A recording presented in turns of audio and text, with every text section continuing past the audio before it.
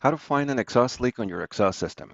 First, connect the shop vac on the tailpipe and secure it with tape, and then turn it on so it blows air into your exhaust system. Then, using a squirt bottle with soapy water, start spraying all over your exhaust system. Start where the engine contacts with the intake and exhaust manifolds and make your way down. You will see right away where the leaks are, as the air that is blowing in creates bubbles on the soapy water that you're spraying. Keep doing this until you find all the leaks on your system. You can even continue down your exhaust pipe under the car to make sure you find all the leaks. And that's it. It's very simple. I hope this helps and thank you for watching.